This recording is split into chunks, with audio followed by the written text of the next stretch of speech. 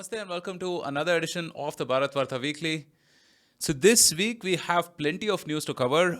We're going to talk about the phenomenal rescue of the trapped miners in Uttarkashi, the latest from the COP28 summit that is ongoing right now, and in somewhat troubling news, the US accusing India of yet another assassination attempt.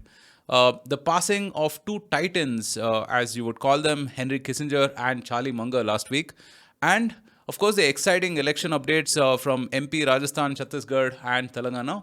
All of this on this Bharatvaarta Weekly. If you're new to the weekly, we cover whatever news and events of the week that was in a sane and a sensible manner. We've been doing this for about 3 years now, and if you like this kind of content, don't forget to follow and subscribe to us on your favorite platform. All right, Abhishek, there's plenty to get to. Let's talk about the miners' rescue. Very optimistic news. You could call it Indian Jugaad wins over machines, right? In some sense.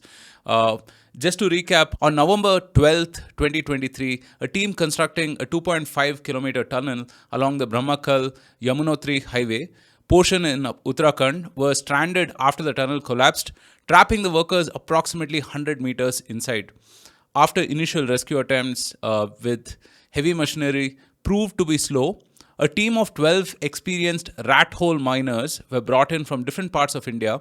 After 26 hours of continuous digging, the miners finally broke through and reached the trapped workers. The rescue operation was a monumental success, with all 41 workers being rescued alive. Well, it is somewhat phenomenal, I should say, right? I mean, I think perhaps someone can make a movie about this. In fact, I think there is an Akshay Kumar movie that's upcoming on something similar, right? Yeah, I'm not sure about that, but yeah, I think there was something made for the case in Thailand for sure. Yeah, no, there Yeah, is there is a Bollywood movie upcoming on this on something similar. I think the last time the nation was obsessed with something like this when that little boy Prince fell into a well or something of that sort, right? But this is crazy. As someone who has a bit of claustrophobia, right, I can't imagine being trapped under for so long. Right, and to me, a couple of things stick out. Obviously, one is the sheer perseverance and the amount of effort involved. Right, you had. Ministers both from the center and the state at the site very actively checking the ongoings, right? I mean, we had General VK Singh, who has been at the forefront of a lot of these rescue operations right there, right, supervising some of the actions and whatnot. So the amount of effort that India has put in to galvanize effort in making sure that people are out is really heartening. And this is continuous, right? Whether we have to evacuate people from Sudan or Ukraine or something like this, it's amazing that the nation comes together and more or less, I mean, all of these agencies come together to take swift action. The second was, I think, the person who kind of won everyone's hearts was the Australian engineer Arnold Dix, right? I mean, I really like what he said, that the earth has kind of taken them, and we are trying to prod Mother Earth into giving back our people, right? I mean, very dharmic undertones in some sense, right? I mean, he talked about, of course, doing a puja before ongoing operations and whatnot, right? So, and then the third thing was, of course, one of the miners who came out and asked if India jeet gaya, right? What happened in the finals? So yeah, splendid news. I mean, all's well that ends well. Anything you want to add, Abhishek? yeah. I mean, I was watching some of these videos. Actually, some foreign news channels did a better job for a change in explaining exactly what was happening, making interesting diagrams and models to explain, what is happening. Actually would give the Canadians some kudos here for a change. But basically, if you see what I think we got lucky in the sense that when this sort of collapse happened, these 41 people did not get hurt firstly, and then they got like a space of about 2.5 kilometers of space of tunnel which they could access for basically living and surviving, right? I mean, they could actually walk around and do and play around. In fact, one of them said they used to play kabaddi daily, right, when they were inside, just to keep going, right, to keep their spirits up. And I think after a while, we were at least able to provide them like some sort of regular food, right, not just dry fruits and stuff like that. So I think after 10 12 days they were able to get some sort of decent food as well through a smaller pipe, which they were able to get through. But yeah, I think uh, as you said, Arnold Dix, he's like a very interesting character and charismatic character, right? The way he speaks and stuff. And what he kept insisting in all the interviews was that what was important is not just to bring them safely, but also ensure that the people doing the rescue are also safe, right? So we got help from even Japan, I believe, in terms of satellite imagery and all that, right? So, but what happened, as you said, is all the best tools as well kind of could only go so far, and it needed some good old Indian manual intervention, like unfortunately named rat mining, but these guys were the real heroes, right? Who kind of uh, did inch by inch drilling by hand to create that safe passage. So I think overall this is one of those good heartwarming stories. I think for me, like it felt like okay, the successful operation sort of uh, took away the bad feelings of a World Cup loss, right? I mean, I would any day take this over that. So yeah, I think great work by everyone involved from the highest level to the last person doing the rescue, right? So yeah. Yeah, so I just found out that the movie that I was talking about is called Mission Raniganj. It's based on the real life rescue story of Jaswant Singh Gill, who led India's first successful coal mine rescue in November of 1989. So, yeah, I mean, you guys could check that out. All right, moving on to some international news. This year's COP28 Summit, or the Conference of Parties Summit, was held on December 1st and 2nd in the UAE, where Prime Minister Modi attended in person. He met the leaders of several countries like the UK, UAE, Italy, France, and so on in bilateral meetings to boost ties. In his speeches during the meeting, Prime Minister Modi spoke about climate financing, green credit, and the role developing countries need to play in fighting climate change. However, I think the biggest highlight of the summit for all the Indians and especially the Twitterati and people online in general was the selfie that the Italian Prime Minister Giorgio Meloni took with Prime Minister Narendra Modi with the hashtag Melody. It's nice to see that both the prime ministers are kind of playing along with the brouhaha that happened post the last time, post the G20 summit and so on. And then Prime Minister Modi quote tweeted that about 16 hours later, saying meeting friends is always a delight. I want to project that Friends meme, right, where they say, they don't know, we know, they know, or something of that sort, right? Yeah, this was fun. I mean, Abhishek, did you catch some of those memes, and which was your favorite? No, I mean, I did see that it's getting talked about a lot on Twitter, Instagram, and even has reached Reddit, right? Where Italians are discussing exactly why this is being discussed in this way. So, quite amusing. Yeah. Yeah, yeah, absolutely.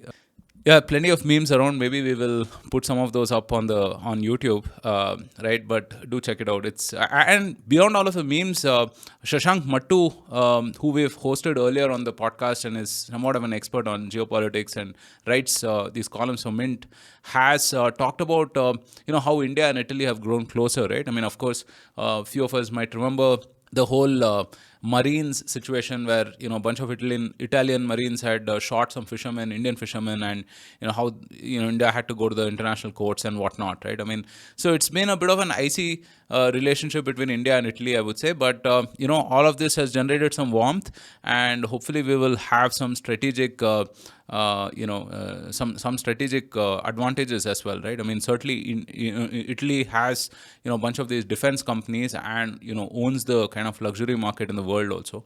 So yeah. All right, more international news. Unfortunately, not so optimistic. The US Justice Department on Wednesday accused an Indian government official of directing an unsuccessful plot to assassinate a Khalistani terrorist on the US soil. They also announced charges against a man, Nikhil Gupta, accused of orchestrating the attempted murder. Responding on Thursday, India expressed concern about one of its government officials being linked to the plot, from which it has dissociated itself as being against government policy. Well, Abhishek, we first saw this in Canada, and now we are seeing this in the US. Is there some credence to these allegations? And if so, what could be the significance from a geopolitical standpoint? Yeah, I mean, ultimately, none of us can know. It's up to the government to tell us after they have done the investigation what they have found, whether these are uh, policies being made at lower level or is there someone going rogue.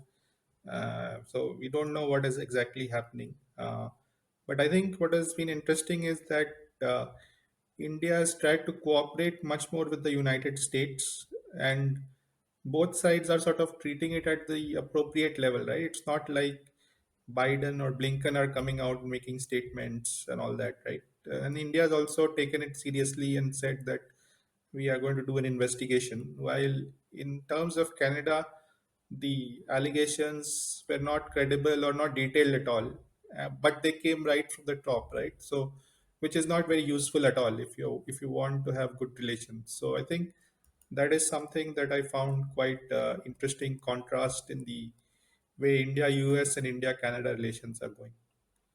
Yeah, and this guy Panun has made some pretty serious claims, right? I mean, quite recently he was on record saying that he's going to bomb or destroy an Indian Airlines plane, right? And asked, Sikhs to kind of avoid traveling by Indian Airlines. I mean, anywhere else, such a person would be designated a terrorist. The US not acting on this person when India has perhaps submitted a dossier or a couple of dossiers, right, on him, gives a little bit of credence to that theory that perhaps he could be an Indian. I mean, he could be an American asset of sorts, right? And here again, it's not without you know. It's not without a precedence. I mean, you had David Headley, for instance, right? I mean, famously involved in the 26/11 attacks and whatnot, who the FBI knew about and failed to warn Indian authorities, right? And that had very drastic consequences.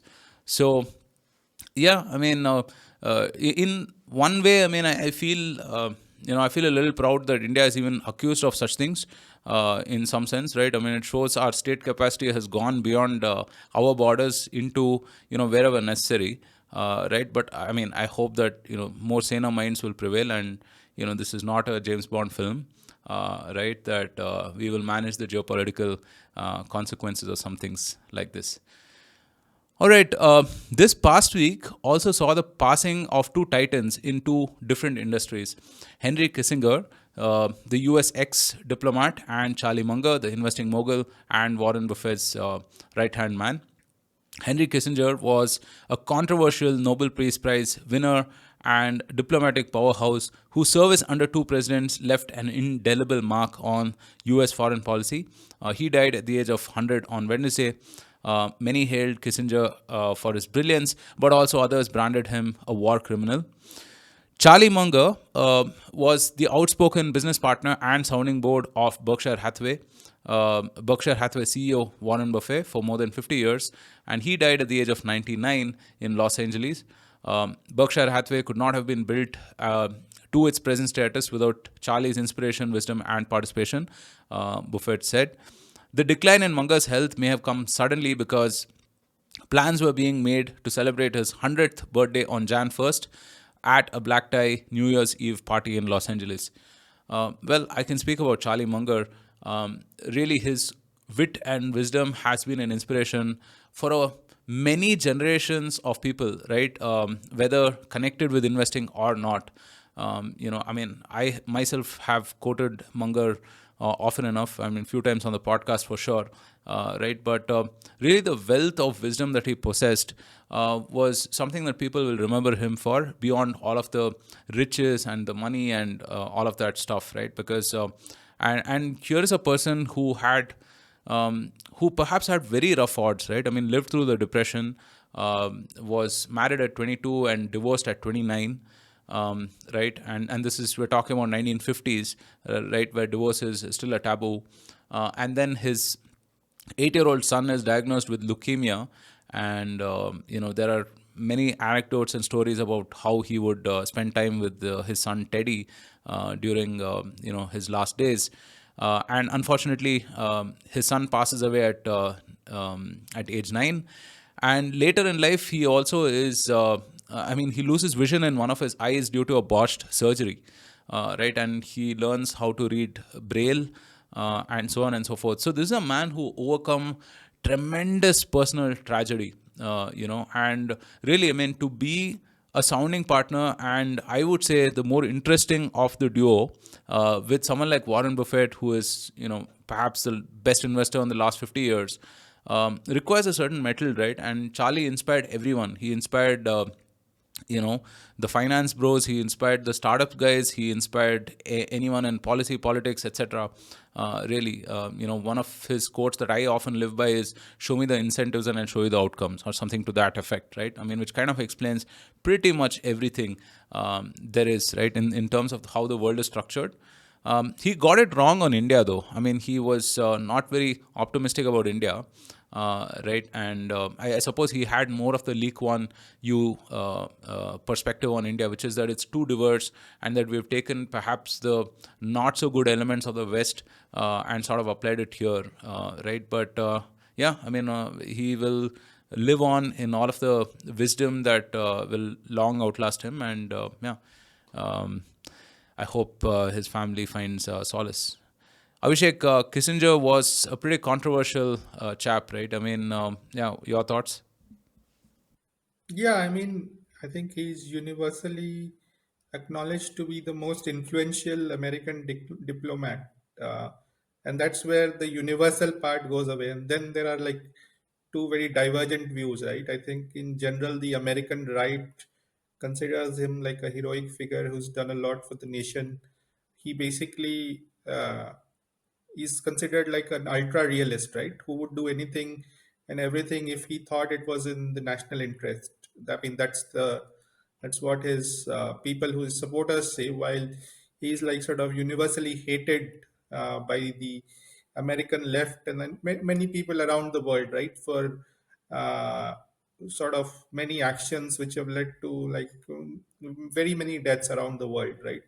Just like one or two examples can be, if you think about Cambodia, right? He sort of gave the green light to a massive bombing of Cambodia during the Vietnam War, with the idea that it would sort of cut supply for the other side. But I mean, he kind of paid no heed to the human cost, right? And which basically led to a radicalization among Cambodians, and Pol Pot coming into power, and then so many more millions of deaths after that, right? So Cambodia is just one example. He, along with Richard Nixon, very famously didn't like the Indians, right? And he sort of was very much in the pro-Pakistan side during the whole Bangladesh liberation episode, right? So if you sort of listen to or read some of the things these guys were talking about Indians, you will kind of cringe a lot. But that was their worldview, right?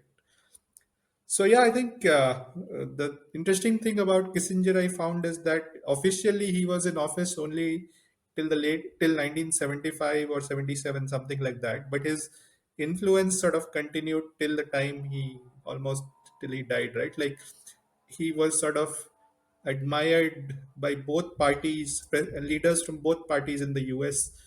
He also managed to gain a very big fan following in China, right? Where he's sort of supposed to be the architect behind the US and China becoming more friendly over the years. And so, yeah, his influence was obviously massive.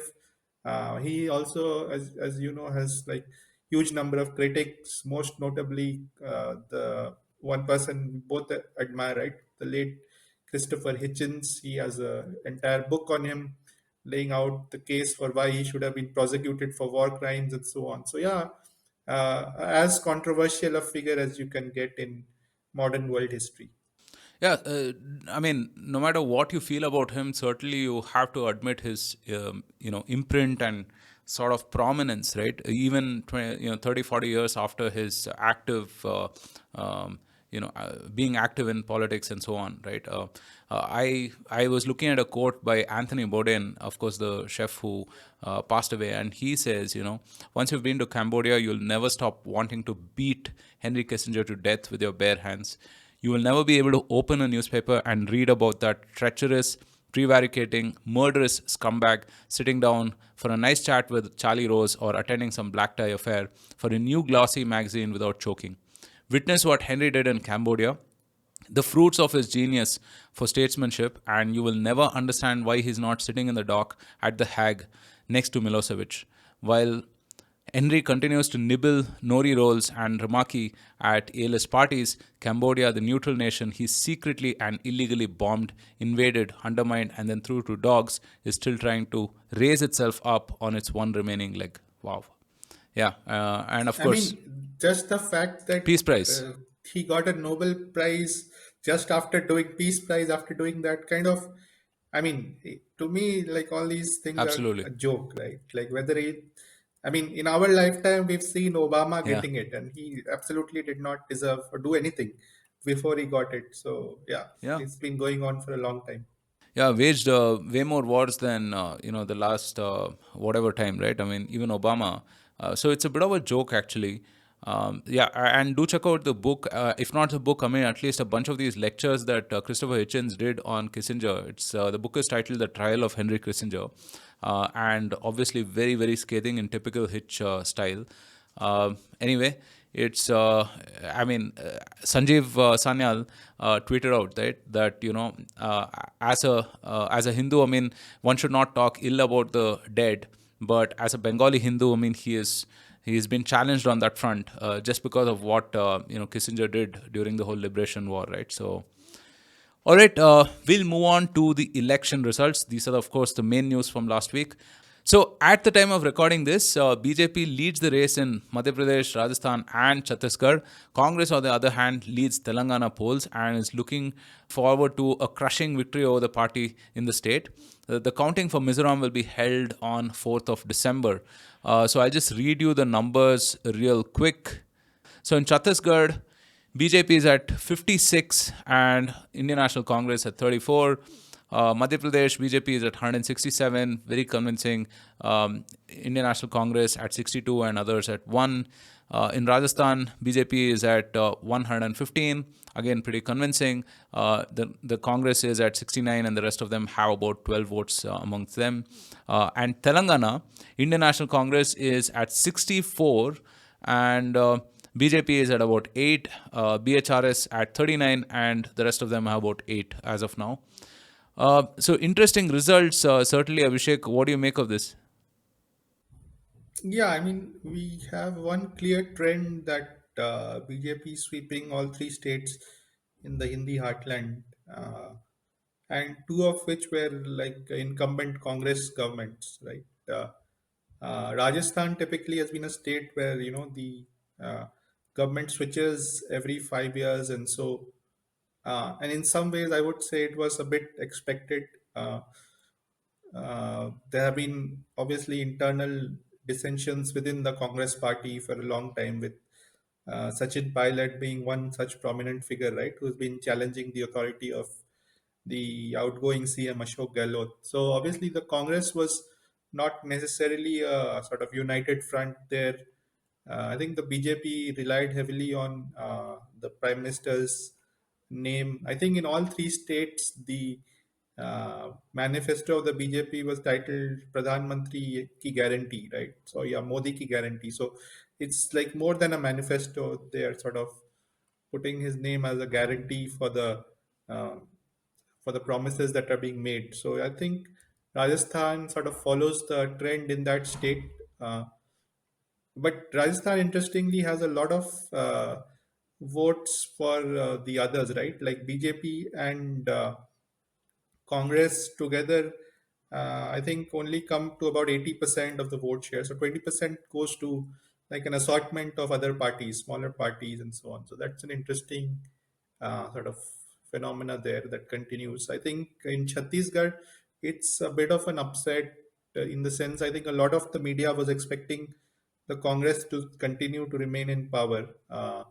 But I believe like the BJP did a lot of good work in the to gain the support of the tribal communities, right, in Bastar and places like that, right, and sort of had to come down and match the Congress for freebies. I mean, that's a sort of reality of politics that we have in India. So I think BJP did pay a price for that in 2018, where basically the BJP did not or could not fulfill the promises made earlier, because then there was a principled stand being taken that we'll continue to only give up to like minimum support prices, right? While the Congress promised much more. I think both the parties sort of ended up matching the on the freebie front here, and Congress faced sort of some amount of local anti-incumbency and so on. So the BJP performed quite creditably, and we still have to see like who will be the